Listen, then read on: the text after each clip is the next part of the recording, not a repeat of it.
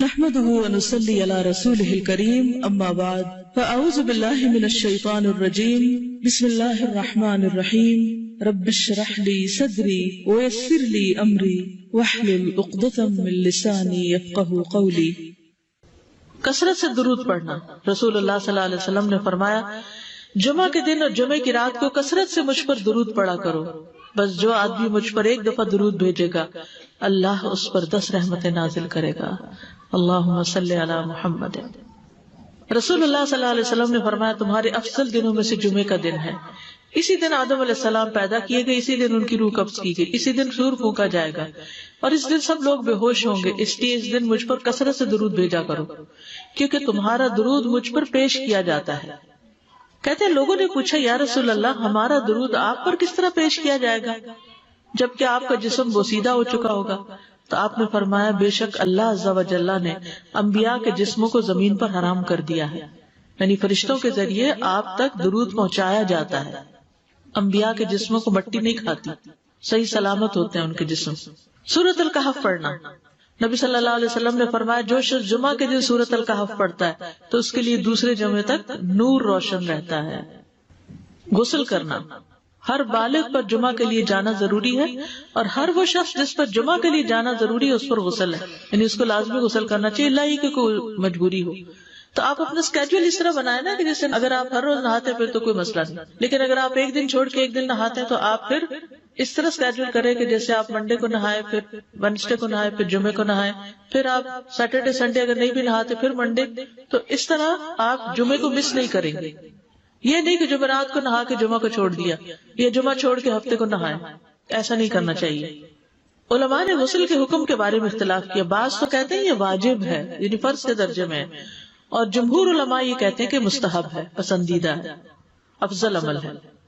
حدیث میں آتا ہے جس نے جمعے کے دن وضو کیا اس نے اچھا کیا اور جس نے غسل کیا تو یہ افضل ہے۔ صفائی میں مبالغہ ہوتی نا، ویکلی صفائی آپ کو کرنی ہوتی ہے، یعنی جیسے ناخن وغیرہ کاٹتے ہیں یا پھر اپنے زائد بال وغیرہ اتارتے ہیں، تو یہ سب چیزیں اگر جمعے کے دن ہو تو زیادہ بہتر ہے۔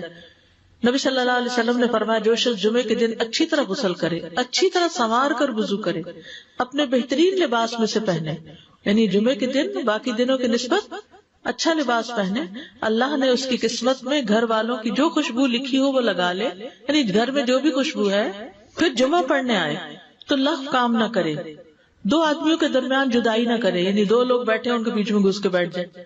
اس جمعے اور دوسرے جمعے کے درمیان کے پورے ہفتے کے گناہ معاف کر دیے جاتے ہیں۔ پھر مسواک کرنا۔ جمعے کی سنتیں بتاتے ہوئے آپ نے فرمایا اور تم پر مسواک کرنا لازم ہے۔ اچھا لباس پہننا۔ نبی صلی اللہ علیہ وسلم نے فرمایا اگر ممکن ہو تو جمعہ کے لیے اپنے کام کاج کے کپڑوں کے علاوہ 2 کپڑے اور بنا رکھنے میں کیا حرج ہے؟ اسپیشل ڈریس رکھے جو جمعے کو ہی پہن لیں۔ خوشبو لگانا، یعنی خوشبو لگائے، حدیث میں آتا ہے چاہے وہ عورت کی خوشبو سے ہو، یعنی آپ کی اپنی نہیں بیوی کی خوشبو پڑی ہو وہی لگا لو، لیکن لگاؤ۔ تیل لگانا۔ جو شخص جمعہ کے دن غسل کرے اور جس قدر ممکن ہو پاکیزگی حاصل کرے اور اپنے تیل میں سے تیل لگائے یا اپنے گھر کی خوشبو میں سے خوشبو لگائے، پھر نکلے کہ 2 آدمیوں کے درمیان تفریق نہ کرے، جتنی مقدرہ نماز پڑھ لے اور جب امام بات کرے تو خاموش رہے۔ اس جمعے سے لے کر دوسرے جمعے تک اس کے گناہ بخش دیے جاتے ہیں۔ جمعہ کا وقت۔ سورج ڈھلتے ہی جمعہ پڑھنا۔ سورج ڈھلتے ہی جمعہ پڑھنا، اول وقت جمعہ پڑھنا، بہت لیٹ نہیں کرنا چاہیے۔ ایاس بن سلمہ بن عقبہ اپنے والد سے روایت کرتے ہیں، انہوں نے کہا کہ ہم رسول اللہ صلی اللہ علیہ وسلم کے ساتھ جمعے کی نماز پڑھ کر واپس لوٹتے تھے تو دیواروں کا سایہ اتنا نہیں ہوتا تھا کہ ان سے اپنے آپ کو سایہ مہیا کیا جا سکے، یعنی ابھی سورج بہت تھوڑا ڈھلا ہوتا تھا۔ ہاں گرمی کی شدت میں تاخیر کی اجازت ہے۔ مسجد میں داخلہ۔ مسجد کی طرف جلدی نکلنا۔ تحیت المسجد ادا کرنا۔ عمر بن دینار کہتے ہیں انہوں نے جابر رضی اللہ عنہ کو کہتے ہوئے سنا کہ ایک شخص جمعہ کے دن مسجد میں داخل ہوا اس حال میں کہ نبی صلی اللہ علیہ وسلم خطبہ دے رہے تھے، تو آپ نے فرمایا کیا تم نے نماز پڑھی؟ اس نے کہا نہیں، تو آپ نے فرمایا کھڑے ہو 2 رکعتیں پڑھو۔ اب یہ بڑا اہم مسئلہ ہے، مسجد میں داخل ہو چاہے خطبہ ہو رہا ہو 2 رکعت پڑھے بغیر نہ بیٹھو، ٹھیک ہے؟ اور یہ کیا ہے؟ دراصل تحیت المسجد، یہ جمعے کی سنتیں نہیں ہیں، یہ کیا ہے؟ تحیت المسجد ہے، اور مختصر پڑھی جائیں، یعنی امام جب خطبہ دے رہا ہو تو چاہیے کہ 2 رکعتیں پڑھے اور دونوں میں اختصار کرے. نماز سے قبل ہلکا بنانے کی ممانعت. مثلا آپ جلدی چلے گئے تو یہ نہیں کہ ایک گروپ بنا کے آپس میں گپ شپ شروع کر دیں، نہیں، سیدھے ہی لائنوں میں بیٹھیے. انتظار کا وقت کیسے گزاریں گے؟ نفل پڑھ کے بیٹھ گئے، ذکر اذکار کریں، قبلے کی طرف رخ کر کے لائنوں میں بیٹھے. ہلکا نہیں بنائے، بیٹھ کے خرید و فروخت نہیں کریں. تاخیر سے آنے پہ گردنیں پھلانگ کے نہ آگے جائیں. رسول اللہ صلی اللہ علیہ وسلم نے فرمایا ٹیک لگا کے مت کھاؤ. یہ عام ایک ادب بتایا، یعنی اس طرح ٹیک لگا کے نہیں کھاؤ، کھانے کے وقت سیدھے ہو جاؤ. چھنے ہوئے آٹے کی روٹی نہ کھاؤ، میدا. مسجد میں کوئی جگہ مقرر نہ کرو کہ یہ میری جگہ ہے، آپ کیوں آج یہاں کھڑی ہوگی، کہ تم اسی میں ہی نماز پڑھو. کچھ لوگ ہوتے ہیں نا آ کے مخصوص جگہ ہی پڑھتے ہیں، اگر کوئی اور وہاں ڈسٹرب ہو جاتا ہے. اور جمعہ کے دن لوگوں کی گردنیں نہ پھلانگو، ورنہ اللہ تمہیں قیامت کے دن لوگوں کے لیے پل بنا دے گا. کیونکہ بہت اذیت کی بات ہے نا، بیٹھے ہیں لوگ باقاعدہ بازو کا کندھوں پہ ہاتھ رکھ کے اس کو تنگ کر اس کو تنگ کر. تو یہ نہیں کرنا چاہیے. اگر آپ کو اٹھنا بھی پڑ گیا بیچ میں تو واپسی پہ پیچھے کھڑے ہو جائیے، اگلی لائن مل جائے گی. جی یہ تو بہت ضروری بات آپ نے کی کہ جب لوگ مسجد آئے تو پہلی صف میں بیٹھے، یعنی پہلی چھوڑ کے آخری میں بیٹھ جائیں اور پھر لوگ ان کی گردنیں پلانگتے رہیں، دوسروں کے لیے فتنہ بننا. جابر بن عبداللہ رضی اللہ عنہ سے روایت ہے کہ جمعے کے دن رسول اللہ صلی اللہ علیہ وسلم خطبہ ارشاد فرما رہے تھے کہ ایک آدمی مسجد میں داخل ہوا، وہ قریب آ کر بیٹھنے کے لیے لوگوں کے اوپر سے گزرنے لگا. رسول اللہ صلی اللہ علیہ وسلم نے فرمایا بیٹھ جاؤ، تحقیق تم نے لوگوں کو تکلیف پہنچائی اور دیر سے آئے. یہ عربی کے الفاظ بڑے خوبصورت ہیں. اجلس فقد آذیت و آنیت، کتنی جامع زبان ہے یہ. اجلس فقط آذیت، تو نے اذیت دی، و آنیت، اور دیر سے آئے. تو اس سے منع کیا گیا. کسی کو اس کی جگہ سے نہ اٹھانا. جابر رضی اللہ عنہ نبی صلی اللہ علیہ وسلم سے روایت کرتے ہیں، آپ نے فرمایا تم میں سے کوئی شخص جمعہ کے دن اپنے بھائی کو کھڑا نہ کرے کہ پھر دوسری طرف سے آ کر اس کی جگہ پہ خود بیٹھ جائے، بلکہ جو آئے وہ کہے جگہ کشادہ کرو، ہمارے لیے بھی جگہ بناؤ. یہ کہے. خطبہ جمعہ اور اس کے آداب. خطبہ جمعہ کی اہمیت. جب اذان ہو جائے تو کیا کرے انسان؟ مسجد کی طرف دوڑ پڑے. تو مسجد میں جماعت تو نہیں ہو رہی ہوگی، پہلے کیا ہو رہا ہوگا؟ خطبہ ہو رہا ہوگا. امام کے خطبے سے پہلے سلام کرنا. نبی صلی اللہ علیہ وسلم جب ممبر پر چڑھتے تو حاضرین کو السلام علیکم کہتے. امام کا کھڑے ہو کر خطبہ دینا. رسول اللہ صلی اللہ علیہ وسلم کھڑے ہو کر خطبہ دیتے، پھر بیٹھ جاتے، پھر کھڑے ہوتے اور کھڑے ہو کر خطبہ دیتے، یعنی بیچ میں تھوڑا سا بیٹھ بھی جاتے تھے. جس نے تمہیں یہ خبر دی کہ آپ بیٹھ کر خطبہ دیتے تھے تو تحقیق اس نے جھوٹ بولا.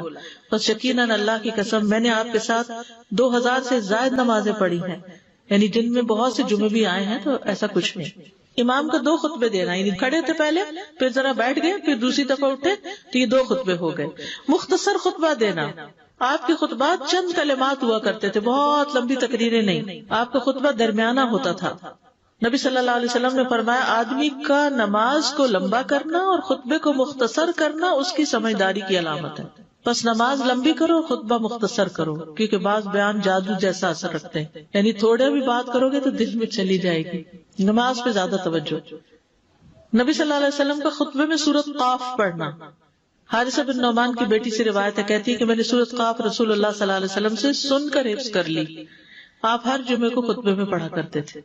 سامعین کا امام کی طرف رخ کرنا، یعنی جمعے کے دن یہ نہیں کہ آپ کرسی لگا کے کسی اور طرف منہ کر کے بیٹھ جائیں اور جب جماعت ہو تو پھر صف میں کھڑے. نہیں، آپ صف میں بیٹھے ہو، کس طرف وہ ہو؟ قبلہ رخ ہو. امام سامنے ہی ہوگا نا قبلے کی طرف. ایک صحابی کہتے کہ جب آپ ممبر پہ چڑھتے تو ہم اپنے چہروں کے ساتھ آپ کی طرف متوجہ ہوتے، ادھر ادھر نہیں دیکھتے تھے خطبے کے دوران. امام کے قریب بیٹھنا. اللہ کے نبی صلی اللہ علیہ وسلم نے فرمایا ذکر میں حاضر ہوا کرو، یعنی خطبہ میں، اور امام کے قریب بیٹھا کرو. بے شک آدمی دور ہوتا رہتا ہے حتیٰ کہ وہ جنت میں بھی پیچھے ہی ہوگا، اگرچہ وہ اس میں داخل بھی ہو جائے. تاخیر کی اتنی مذمت ہے. خاموشی سے خطبہ سننا، یعنی بات نہیں کرنی چاہیے، کوئی اہم بات بھی نہیں پوچھنی چاہیے. ابن مسعود سے روایت ہے کہ انہوں نے ابی ابن کعب سے قرآن کی کسی آیت کے بارے میں سوال کیا جبکہ اللہ کے نبی خطبہ دے رہے تھے، تو انہوں نے اعراض کیا اور کوئی جواب نہ دیا.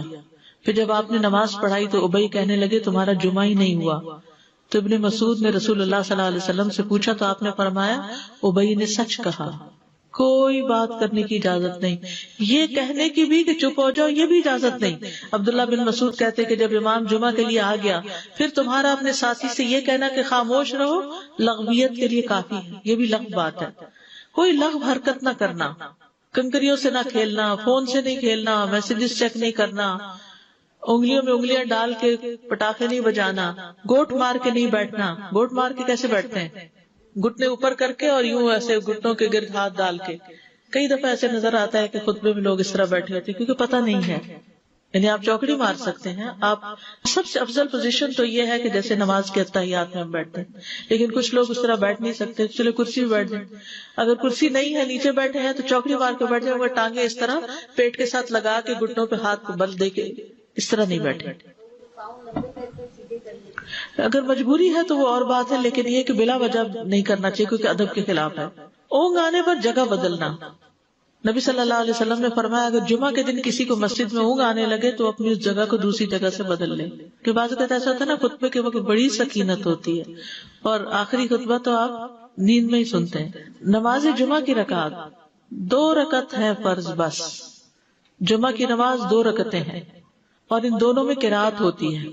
نبی صلی اللہ علیہ وسلم جمعے میں سبح اسم ربک الاعلی اور هل اتاک حدیث الغاشیہ پڑھتے۔ کبھی جمعہ اور عید کٹھے ہو جاتے تب بھی دونوں نمازوں میں یہی سورت پڑھتے تھے، ٹھیک ہے۔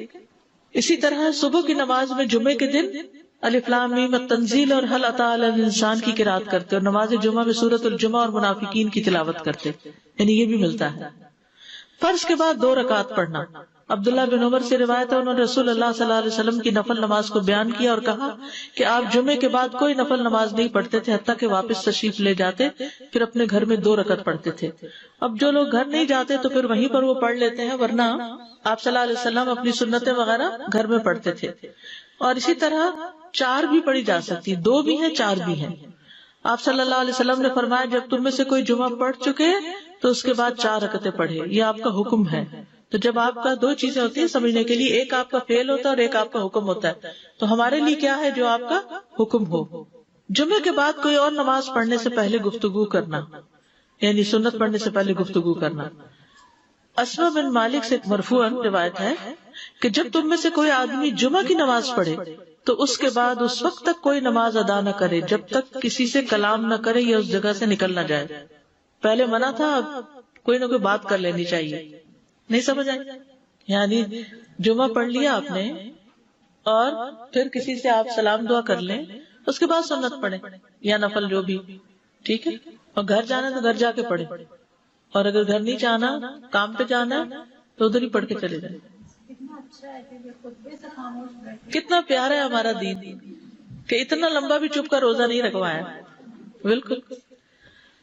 عاصم سے روایت ہے، وہ ابو قلابہ سے نقل کرتے ہیں، میں نے ان کے ساتھ جمعہ کی نماز پڑھی، جب میں نے اپنی نماز پوری کر لی انہوں نے میرے ہاتھ کو پکڑا اور میری جگہ پر کھڑے ہوئے اور مجھے اپنی جگہ پہ کھڑا کیا۔ وہ جو ہم چینج کرتے ہیں نا جگہ، وہ اس کی بات ہو رہی ہے، یعنی جمعے کے بعد کوئی اور نماز پڑھنے سے پہلے بات بھی کر لینا، جگہ بھی تبدیل کرنا۔